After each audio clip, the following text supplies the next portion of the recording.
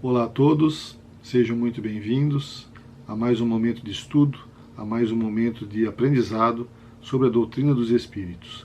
Gostaríamos inicialmente de agradecer à casa, ao Centro Espírita Paz do Senhor, pela oportunidade de aqui estarmos. Meu nome é Getro, sou tarefeiro do Centro Espírita Paz do Senhor e hoje nos coube discorrer a respeito da obra O Problema do Ser, do Destino e da Dor, de autoria de Leon Denis.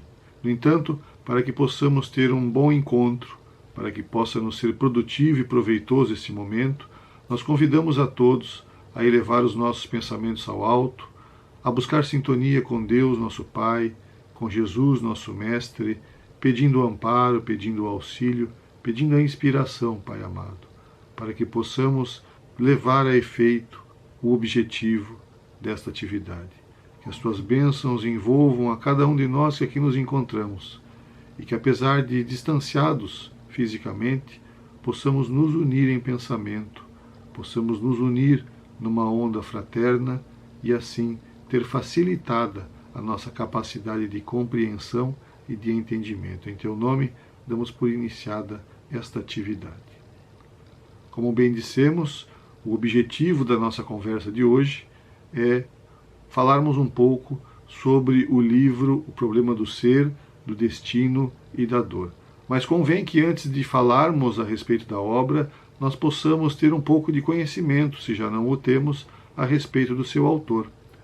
No livro O Evangelho segundo o Espiritismo, mais especificamente no seu capítulo de número 21, item 4, Kardec nos traz a informação de que em todos os tempos Deus tem enviado aqueles que têm a missão de instruir os homens, de lhes revelar as coisas ocultas, os mistérios da vida espiritual. E nós podemos dizer que esse Espírito que aqui esteve, com o nome ou com a personalidade de Leon Denis, foi, sem sombra de dúvidas, um destes missionários, um desses enviados do Cristo para permitir à humanidade terrena que adquirisse um pouco mais de conhecimento sobre a verdade divina. Leon Denis nasceu no ano de 1846, na França, conterrâneo e contemporâneo, inclusive, de Allan Kardec, de uma família bastante humilde, de uma família de sua classe social pobre. Trabalhava desde a infância, desde pequeno já trabalhava para ajudar no sustento da sua família, e não teve instrução, não teve oportunidade de frequentar uma academia. No entanto, espírito forte que o é, desde cedo buscou o aprendizado, buscou o conhecimento, buscou o entendimento da verdade divina através dos estudos que disciplinadamente fazia sobre os mais variados assuntos. Leon Denis, dos 12 aos 18 anos, formou-se em várias disciplinas, não da forma clássica, mas através da sua capacidade ou da sua competência como autodidata. E foi aos 18 anos que ele teve seu primeiro contato com o Livro dos Espíritos. Livro este que lhe permitiu perceber que muitas das coisas que ali estavam ele já conhecia, muitas das coisas que ali estavam ele já aceitava e compreendia, e que não tinha tido contato ainda com nenhuma obra que viesse ratificar o seu pensamento. Então, quando teve contato com o Livro dos Espíritos, sentiu-se perfeitamente à vontade. Sentiu-se perfeitamente concorde com aquelas informações que ali estavam. E isso, na verdade, até lhe pareceu, a princípio, como se fosse um alívio, porque corroborava com a forma de entender a vida que Leon Denis já trazia de há muito. E sabemos nós que provavelmente esse conhecimento, essa aceitação plena que ele teve da doutrina foi em decorrência a uma preparação espiritual que deve ter acontecido antes da reencarnação como missionário, podemos dizer, Leon Denis. Leon Denis foi aquele que, após o desencarne, após o retorno de Allan Kardec à pátria espiritual, deu continuidade, assessorado, auxiliado, lado a lado com Camille Flammarion e Gabriel Delany, deram continuidade à obra de estudo, de propagação, de divulgação da doutrina dos espíritos. Conhecido no mundo espírita, ou no meio espírita, melhor dizendo, como o filósofo do Espiritismo, Leon Denis tinha uma forma diferente de enxergar as coisas. Ele trabalhava como mercador, como comerciante, como representante comercial, o que seria nos dias de hoje. E por conta disso, viajava por muitos países da Europa, vendendo, trabalhando, exercendo a sua profissão. E teve a oportunidade de conhecer muitos locais. Mas conta a sua biografia que em todos os locais que frequentava, em todas as cidades aonde ia, em todos os países que visitava, Leon Denis buscava sempre alguma forma de contato com a natureza, alguma forma de estar em contato com a criação. E deve-se a isso, deve-se a esta forma de entender a vida, a esse desejo que ele tinha, a este anseio de estar em contato com a natureza, a forma poética com que traz os seus textos. Talvez este olhar poético que Leon Denis consegue dar aos textos que fez, melhor dizendo, seja uma consequência da forma de entender o mundo e de visualizar a natureza que lhe era característica. Leon Denis foi autor de muitas obras, dentro da sua existência, que durou 81 anos, porque ele vem desencarnar em 1927, reencarna em 1846 e desencarna em 1827, aos 81 anos, e com sérios problemas de visão. Naquela época, uma família pobre, como era a família de Leon Denis, não tinha acesso à energia elétrica, e, portanto, o uso frequente, constante das lamparinas, provavelmente a querosene, fez com que ele forçasse demais a vista nos momentos iniciais, nos anos iniciais da sua existência. E isso lhe trouxe uma consequência muito grave, que foi quase que a total perda da visão um pouco antes de desencarnar.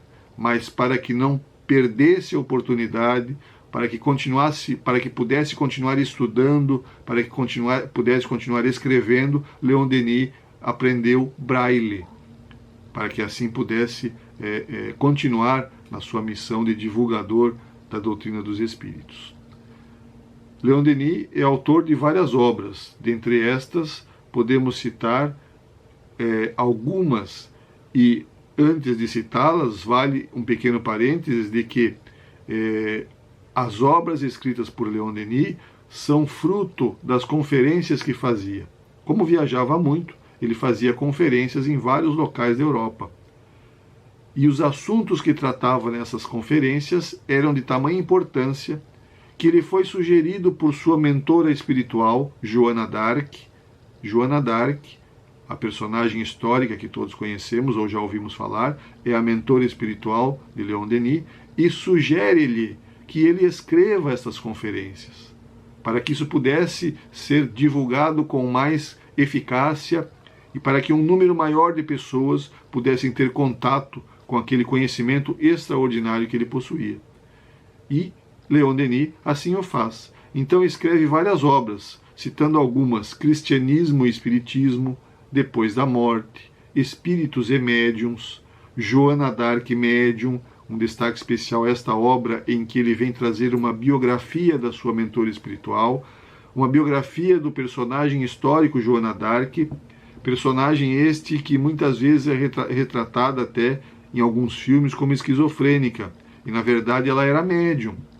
Joana d'Arc reencarnou, aqui esteve, se apresentou como Joana d'Arc no século XV, os anos 1400, entre os anos 1400 e 1500, reencarnada numa família bastante pobre também, mulher e analfabeta. Então tinha este personagem todas as possibilidades de passar pela existência como anônima. No entanto, nós conhecemos e sabemos a importância da sua atuação no processo de unificação da França.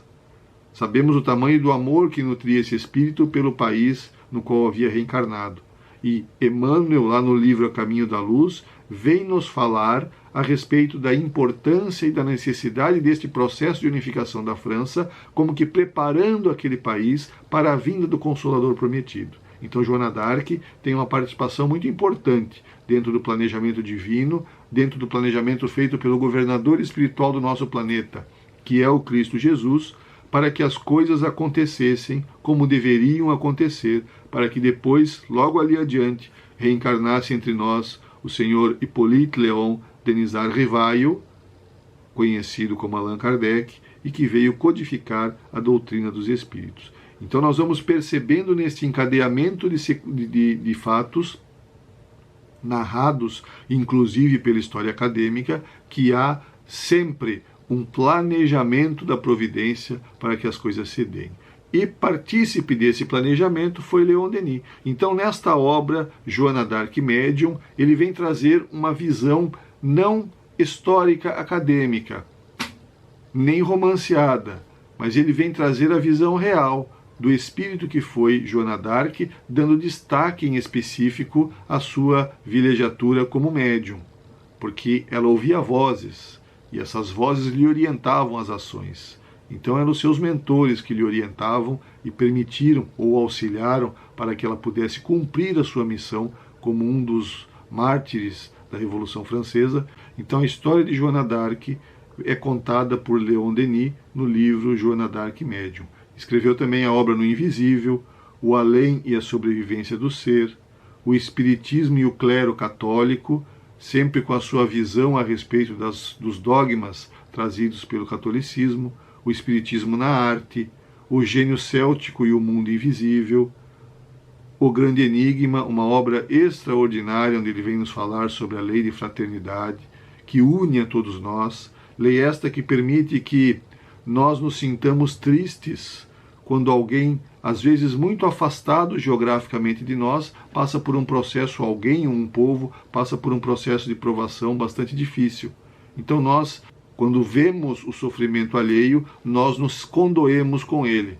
Isto acontece em função da lei de fraternidade que une a todas as criaturas, encarnadas e desencarnadas, habitantes do planeta Terra. Então, nesta obra, O Grande Enigma, Leon Denis vem nos mostrar, nos possibilitar o entendimento desta lei que vige a nossa existência e que, por conta dela, acontece esta ligação tão forte, esta ligação fraterna, obviamente, mas essa ligação de coração entre as criaturas, com relação principalmente ao processo de dor, porque somos muito facilmente afetados quando o nosso companheiro de caminhada, quando os nossos irmãos passam pela dor. Então, O Grande Enigma. O Mundo Invisível e a Guerra, O Porquê da Vida, O Problema do Ser, do Destino e da Dor, do qual nós vamos pensar alguns assuntos, para que possamos conversar, para que possamos explanar com um pouquinho mais de informações a respeito de alguns capítulos que trouxemos ali do livro O Problema do Ser, do Destino e da Dor, O Progresso, Provas Experimentais da Sobrevivência e Socialismo e Espiritismo. Uma obra muito importante também, que deve ser lida para que nós possamos compreender um pouco as questões da problemática social que existe, sempre existiu e ainda existe no mundo contemporâneo em que vivemos. Então este espírito que por aqui passou teve esta missão, ou teve este compromisso de auxiliar-nos no entendimento da verdade divina. Uma obra extraordinária. Quando falamos obra, estamos nos referindo a todos os livros escritos por Leon Denis, que não são livros psicografados, são livros autorais, que ele mesmo escreveu, e que contém uma quantidade de informação muito importante. Como dissemos, ele foi aquele que, após o desencarne de Allan Kardec, fez com que a doutrina dos espíritos continuasse recebendo a atenção que merecia, continuasse sendo divulgada da forma que precisa ser divulgada, para que nós possamos receber a informação que nos vem e utilizá-la, vivenciá-la. Então, adentrando a obra O Problema do Ser, do Destino e da Dor, nós vamos fazer alguns destaques, em especial ao capítulo 20, intitulado A Vontade. Neste capítulo 20, intitulado A Vontade, Leon Denis nos diz assim: há em toda a alma humana dois centros, ou melhor, duas esferas de ação e expressão. Uma delas circunscrita à outra. Manifesta a personalidade, o eu, com suas paixões, suas fraquezas, sua mobilidade, sua insuficiência. Enquanto ela for a reguladora do nosso proceder, temos a vida inferior, semeada de provações e males, a outra, interna, profunda, imutável, é ao mesmo tempo a sede da consciência, a fonte da vida espiritual, o templo de Deus em nós. Então, quando Kardec pergunta aonde está escrita a lei de Deus, e os Espíritos respondem que a lei de Deus está na consciência, ele está se referindo a esta esfera de ação trazida aqui por Leon Denis, como sendo o eu, a persona, o ego, o personagem que estamos interpretando, muito bem estudado também por Joana de Ângeles nas suas obras da chamada série psicológica, que se inicia ali com a obra Jesus e Atualidade, editada em 1989, e finaliza-se com a Psicologia da Gratidão. Então, nestas obras que compõem a série psicológica, onde estudamos psicologia espírita, Joana de Ângeles nos traz muitas informações importantes e práticas a respeito do ego e do self. Os conceitos similares ao que se utiliza na psicologia acadêmica. E Leon Denis aqui vem nos trazer essa informação no livro O Problema do Ser, o Destino da Dor. E olha que interessante, porque nós conseguimos perceber a similitude de entendimento entre este espírito encarnado, quando escreveu a obra, Leon Denis, e a obra de Joana de Ângeles, que veio décadas depois. Veio somente no final do século passado. E lá no início do século passado, ele nos diz, então, que enquanto esta esfera de ação, intitulada por ele como o eu, for a reguladora do nosso proceder, temos a vida inferior, semeada de provações e males. Ou seja, enquanto nós nos entendermos como criaturas humanas e não nos entendermos como criaturas divinas, como espíritos imortais que somos, nós estaremos sempre sendo levados pelo ego, pelo egoísmo, pela valorização da personagem que somos, ou melhor dizendo, da personagem que estamos agora. E isso dificulta a nossa caminhada porque nos prende à matéria, porque ratifica o nosso egoísmo, porque aumenta o nosso orgulho e dificulta a nossa evolução.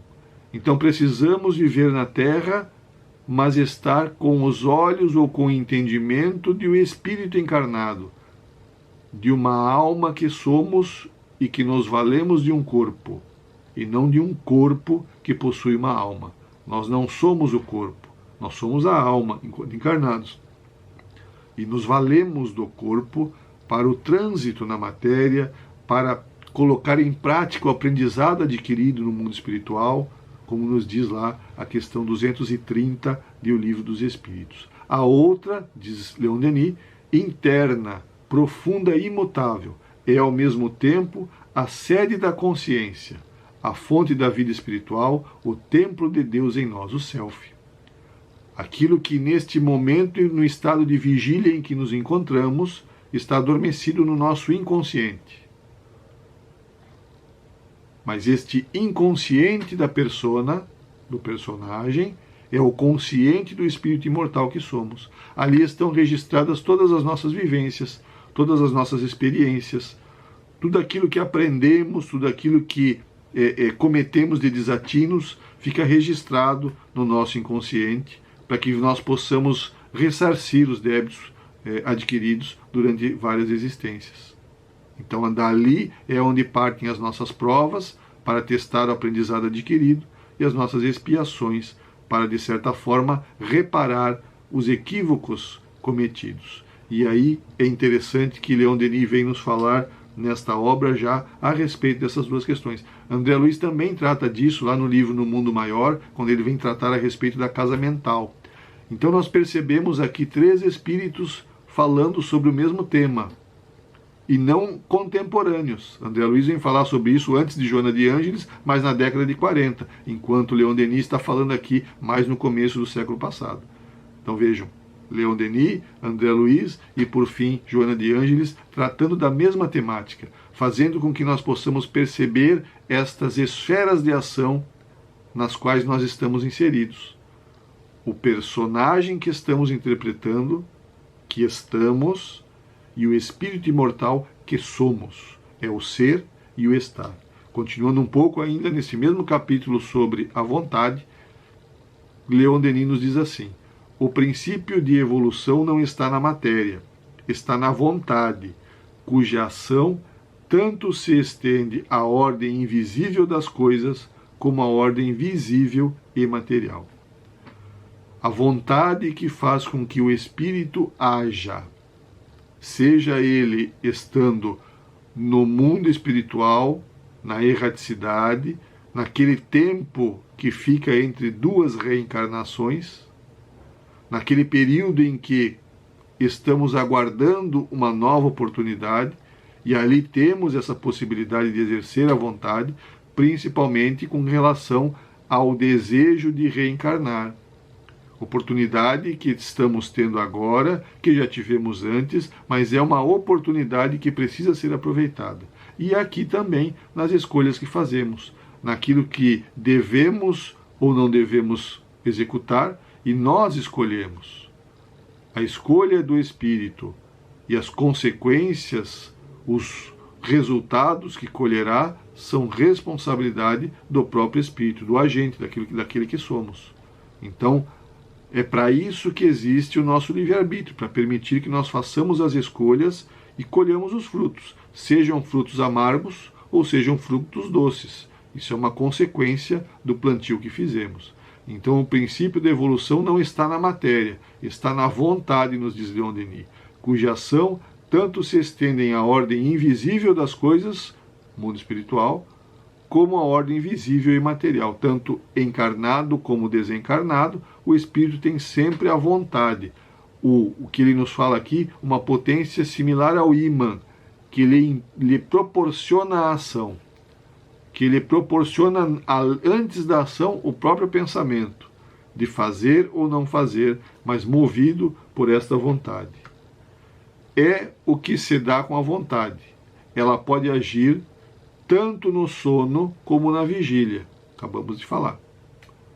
Porque a alma valorosa que para si mesma estabeleceu um objetivo, procura-o com tenacidade, procura este objetivo com tenacidade, em ambas as fases de sua vida, e determina assim uma corrente poderosa, que mina devagar e silenciosamente todos os obstáculos. Olha que extraordinária essa colocação de Leon Denis.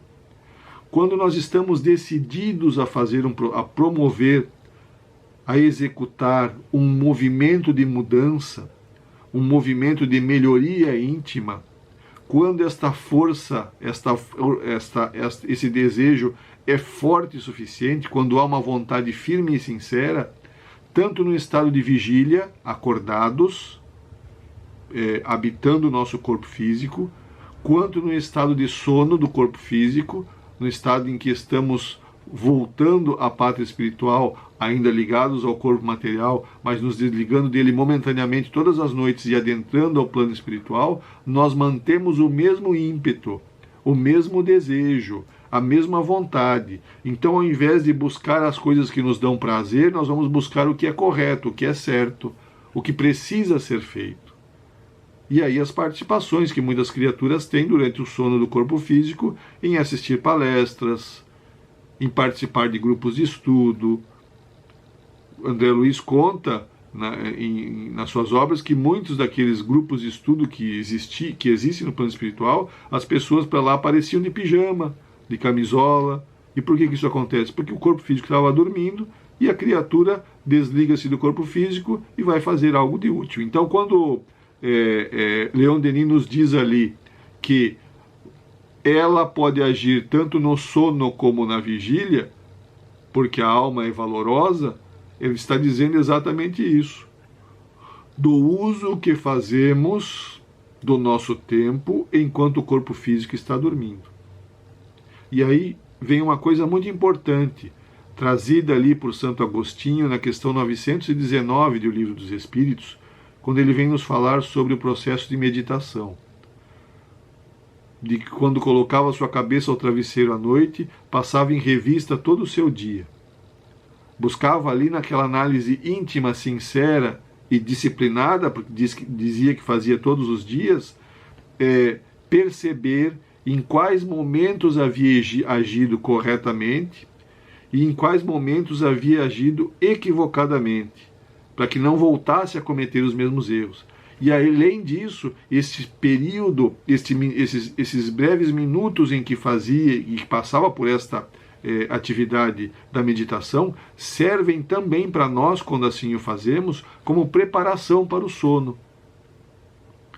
Porque não adianta estarmos assistindo no quarto, na TV do quarto, um filme violento, ou um noticiário que seja envolto em violência, e acreditarmos que ao desligarmos o aparelho de televisão e dormirmos, nos dirigiremos a uma colônia espiritual para uma reunião de estudos. Não se dará, porque não houve uma preparação de nossa parte para que assim se dê.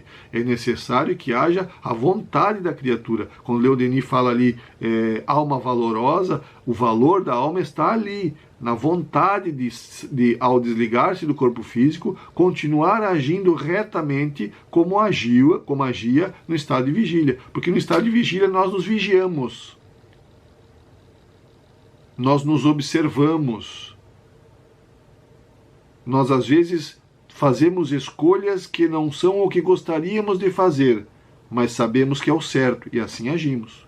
E quando estamos libertos do corpo físico no momento do sono, às vezes acreditamos que vale tudo. Ninguém nos vê, não existem leis, não existem obrigações a serem cumpridas, e não é isso que acontece. Então a alma valorosa que tem forte a vontade consegue ainda no processo do sono, enquanto o corpo físico dorme, consegue agir retamente. Consegue agir no sentido de conquistar ou de buscar a sua melhoria íntima, independentemente de estar dormindo, o corpo físico, ou de estar acordada, dentro do uso da ferramenta biológica. O procedimento, o proceder, a forma de agir da criatura é a mesma. É esta a alma valorosa que Leon Denis nos traz ali, então, no capítulo 20 do livro O Problema do Ser, do Destino e da Dor, onde ele trata da vontade.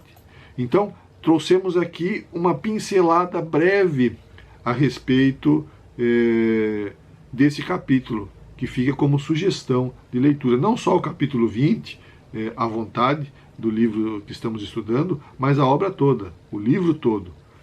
Leon Denis discorre ali a respeito da reencarnação, a respeito dos porquês, a respeito dos senões, traz um processo de crescimento no entendimento a respeito da verdade divina de uma forma muito bela, de uma forma, como dissemos antes, poética, característica desse espírito que era dado a vivência junto à natureza, exatamente para que trouxesse, para que houvesse a possibilidade desta sensibilidade e até do caráter filosófico, porque para filosofar é necessário dar tempo ao pensamento. Filosofar não ocorre na correria e na ansiedade em que nos encontramos nos dias de hoje. É necessário calma, é necessário paciência, é necessário meditação, para que o pensamento forme-se, se estruture, e aí venha uma ideia, um entendimento, um conceito que pode ser transmitido. Então Leon Denis buscava, porque ainda que fosse no século passado, ainda que não houvesse a tecnologia que nos distrai para o exterior como existe hoje, porque tudo que é tecnológico do mundo material nos chama a atenção para o exterior. E, envoltos com as questões do exterior, nós não adentramos as portas de nós mesmos. Não adentramos o nosso mundo íntimo. E isso dificulta a nossa caminhada, porque impede a análise sugerida por Santo Agostinho, lá na questão 919 do Livro dos Espíritos. Então é importante, em algum momento da nossa existência, da nossa caminhada, do nosso dia a dia, nós nos dedicarmos à questão de buscar o entendimento daquilo que fizemos, daquilo que não fizemos, analisar o nosso dia e buscar no dia seguinte sermos um pouquinho melhores. Então, neste capítulo sobre a vontade, Leon Denis vem nos falar a respeito disso. Dando um pulo, saímos do capítulo 20, agora vamos adentrar ao capítulo 22, onde Leon Denis vem tratar sobre o livre-arbítrio. Vem falar sobre a liberdade de ação. também, obviamente, trazida por Allan Kardec lá no Livro dos Espíritos. Mas Leon Denis vem nos trazer a visão pessoal a respeito deste atributo da alma, porque o livre-arbítrio é um atributo da alma respeitado pelos espíritos superiores. A nossa liberdade de ação é respeitada pelos espíritos superiores, é respeitada por Deus, porque Deus permite que nós façamos escolhas. Obviamente que essas escolhas são limitadas ao nosso nível evolutivo. Quanto mais evoluídos, quanto mais capazes de suportar a responsabilidade que decorre da liberdade, mais liberdade nós possuímos. Porque é importante entendermos também que a liberdade traz de arrasto a responsabilidade. Quanto mais liberdade eu tenho, mais responsabilidade eu assumo em relação aos atos e às escolhas que faço.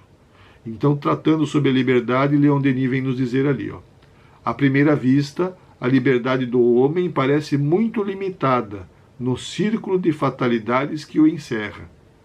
À primeira vista. Necessidades físicas, condições sociais, interesses ou instintos, mas considerando a questão mais de perto, vê-se que essa liberdade é sempre suficiente para permitir que a alma quebre este círculo e escape às forças opressoras. Permitir que a alma quebre este círculo. Qual círculo? Das necessidades físicas, das condições sociais, dos interesses e dos instintos. Quebre esse círculo e escape às forças opressoras. Nós comentamos no início da nossa fala que Leon Denis reencarnou numa família pobre, que trabalhava desde criança, não havia o estatuto da criança e do adolescente, então ele trabalhava mesmo, como as crianças trabalhavam naquela época, para auxiliar no sustento da sua família. Passava por privações, obviamente. E aí, quando nós fazemos uma análise dos missionários, não só da doutrina espírita, mas aqui nos referindo aos missionários, aos ícones da doutrina espírita, nós vamos perceber que desde muito cedo passavam por privações. Podemos lembrar do Chico, o Chico que desde criança sofria várias privações, inclusive a perda em tenra idade, o desencarne da sua mãe. Então, talvez estas privações que passam estes espíritos que têm uma missão muito importante a ser desempenhada, sejam como que se fosse um treinamento, já desde a infância, já desde tenra idade, para a escolha da porta estreita. Porque, como falamos, os atrativos do mundo exterior, os atrativos da vida material são muito fortes. E veja que ele coloca ali para nós, nesta fala a respeito do livre-arbítrio, que sempre, considerando a questão de mais perto, esta liberdade é suficiente para permitir que a alma quebre o círculo e escape às forças opressoras. Então são forças opressoras que acontecem, que nos acometem nas questões físicas. Por quê? Porque se não fosse um espírito forte como era, Chico, que tinha problema de coração e problema de visão, não teria desempenhado as suas funções. Se não fosse um espírito forte como era, com problemas também de visão ao meio da sua existência para adiante, Leon Denis também não teria desempenhado as suas funções. E vários outros ícones da humanidade que tinham limitações físicas, mas que levavam a força de vontade e as suas obrigações adiante. Então nós vemos que sempre há liberdade, como nos diz Leon Denis, de que a criatura quebre esses círculos e cumpra com as suas missões. Joana d'Arc, falamos, imaginemos nós a dificuldade de um espírito reencarnar naquela época, lá no século XV, como mulher. Só o fato de ter nascido mulher já era dificultoso enormemente naquela sociedade machista da época. Hoje em dia ainda existe a sociedade machista, imaginemos nós lá no século XV. Pobre, camponesa, pobre então, e totalmente analfabeta. E mesmo assim, Aquele espírito forte que animava aquele corpo de mulher analfabeta e camponesa fez com que ela levasse a cabo o compromisso assumido na história da humanidade, em específico no país em que nasceu, na França. Então percebemos que essas dificuldades enfrentadas por esses espíritos em tenra idade nos parece que sejam um treinamento para que fosse possível a eles desempenhar as funções às quais haviam se comprometido. Então nós vamos ver aqui essa questão do livre-arbítrio trazida por Leon Denis. Mais adiante ele nos diz ali, o espírito só está verdadeiramente preparado para a liberdade no dia em que as leis universais que lhes são externas se tornem internas e conscientes pelo próprio fato de sua evolução. Olha que extraordinária esta fala. Quando nós comentamos que de arrasto com a liberdade de ação vem a responsabilidade, trata-se disto que ele está nos dizendo ali. O espírito só está verdadeiramente preparado para a liberdade de ação efetiva, no dia em que as leis universais que lhes são externas, e aqui quando ele fala de leis universais, obviamente que está falando da lei divina, que lhes são externas, se tornem internas e conscientes pelo próprio fato de sua evolução. Então, à medida que nós vamos adquirindo conhecimento, que nós vamos crescendo como criaturas imortais, que nós vamos consolidando em nós o entendimento da lei divina, porque agora André Luiz nos diz que somos meros aprendizes da interpretação da lei divina. Meros aprendizes da interpretação da lei divina. Quando esta lei divina existir consolidada internamente em nós, aí nós teremos uma liberdade muito maior do que a liberdade que temos hoje. Como também já tivemos esta liberdade muito limitada ali atrás. Já tivemos esta liberdade muito limitada em nossas vidas anteriores e até nesta própria existência. À medida que nós vamos crescendo e evoluindo, ela vai se ampliando. Mas só será verdadeira quando as leis universais que estão externas se tornarem internas e conscientes. Veja só, não é cumprir a lei de forma inconsciente, é cumpri-la de forma consciente, como demonstrou o Cristo quando por aqui passou. Esta é, nos diz Leon Denis, a comprovação da evolução da criatura. Quando nós cumprimos a lei de forma consciente e não pela força das coisas. Olha que extraordinário isso. Então ele nos fala aqui, nestas duas citações que fizemos, nesse pequeno recorte que fizemos aqui da obra, ali do capítulo 22 do livro O Problema do Ser, do Destino e da Dor, tratando, onde Leon Denis vem nos tratar sobre o livre-arbítrio. Continuando um pouquinho ainda, avançando mais um pouco nos capítulos da obra, nós vamos dar um pulo agora ali para o capítulo 25, que traz um tema de suma importância e muito mal entendido ainda no mundo em que vivemos. Estamos falando aqui do tema o amor. Então, no capítulo 25 do livro, ele vem nos falar a respeito do amor. E inicia, ou no meio de sua fala, nos diz assim: Jesus passou pouco tempo na terra. Foram bastantes 3 anos de evangelização para que o seu domínio se estendesse a todas as nações. Não foi pela ciência nem pela arte oratória que ele seduziu e cativou as multidões. Foi pelo amor.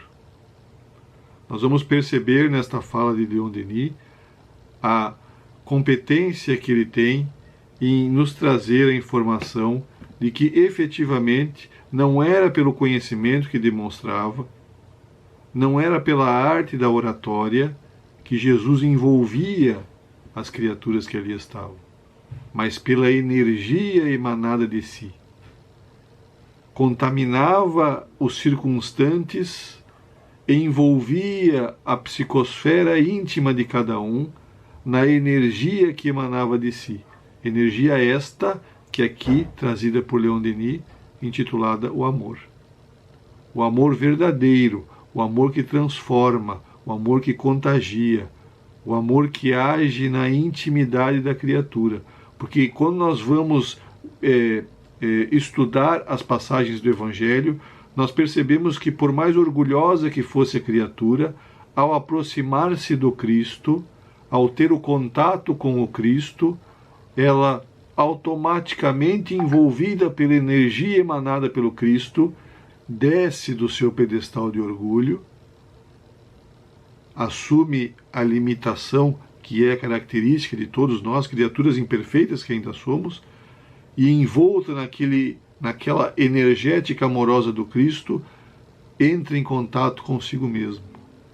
Por isso a eficácia das ações do Cristo, quando vinha expulsar os demônios, quando vinha doutrinar aqueles que ali estavam, porque envolvia cada um com as suas emanações de amor. Então não foi pela ciência nem pela arte oratória que ele seduziu e cativou as multidões, foi pelo amor.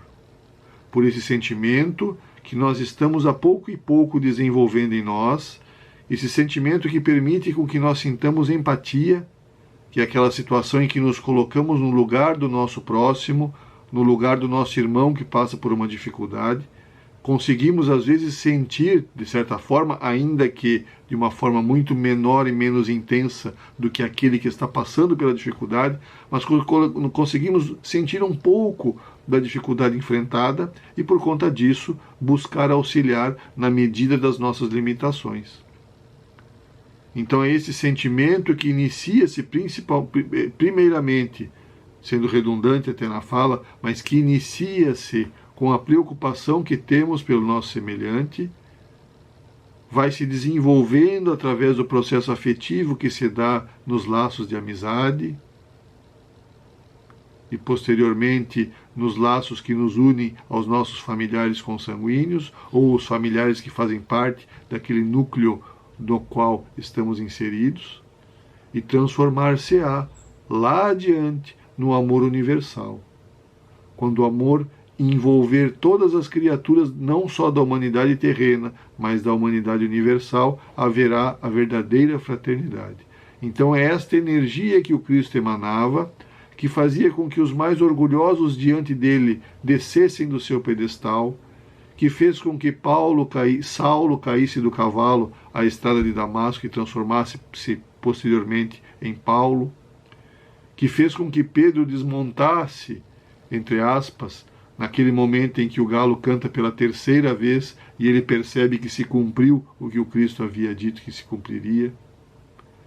Naquele momento em que Públio Lentulus, o senador romano, funcionário do Império Romano, alto funcionário do Império Romano, vai na calada da noite conversar com o Cristo, narrado pelo próprio no livro Há 2000 anos, e é advertido pelo Cristo de que ele está no momento, na encruzilhada da sua vida, que lhe caberia segui-lo agora ou dali a alguns séculos.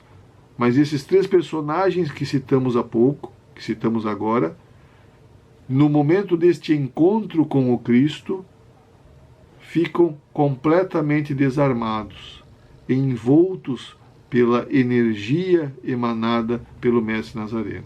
Então nós vamos ver a ação efetiva do amor envolvendo a criatura e permitindo, possibilitando e até mesmo incentivando uma busca de reforma íntima, porque nós vemos que os três personagens mudaram de rumo.